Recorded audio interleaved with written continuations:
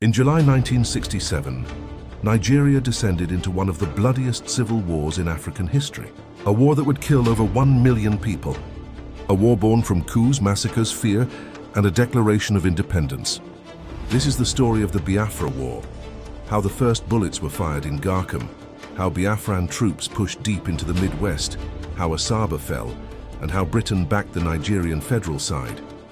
The crisis began after the January 1966 coup, led by young officers including Chukwuma Kaduna Nzeogwu.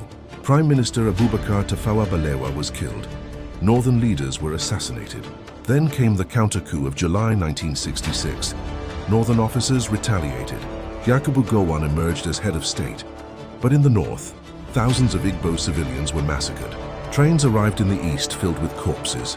The eastern region's military governor, Chukwuemeka Odumegwu Ojukwu, demanded restructuring and protection. Talks were held in Ghana, the Aburi Accord, but it collapsed. On May 30th, 1967, Ojukwu declared the independent Republic of Biafra.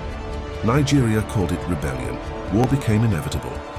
The first official shots of the war were fired on July 6, 1967, in Garkum near Ogoja.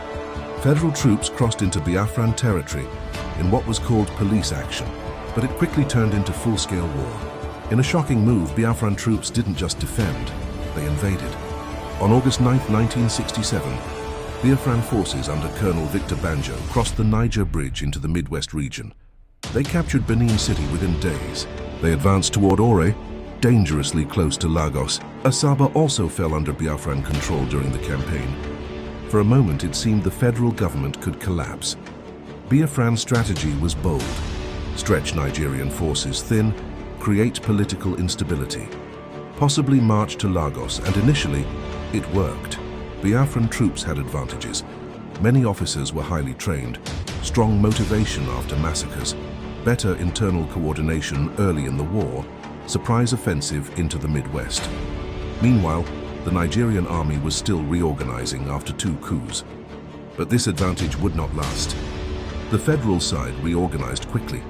Commanders like Murtala Mohammed Theophilus Danjuma led aggressive counteroffensives.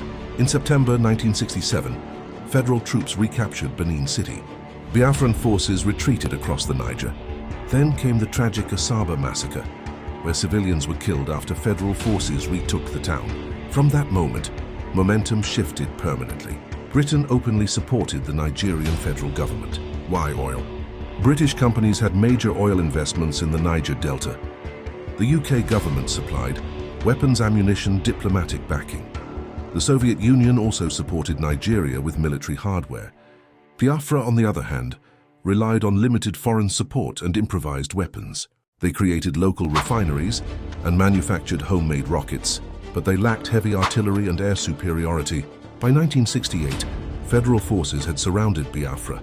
Ports were captured, food supply routes were blocked. Starvation became a weapon of war. Images of starving Biafran children shocked the world. But militarily, Biafra was shrinking. On January 12, 1970, Ojukwu fled to Ivory Coast. His deputy, Philip Effiong, surrendered to Gowon on January 15th. Gowon declared, "No victor, no vanquished." But Nigeria would never be the same again.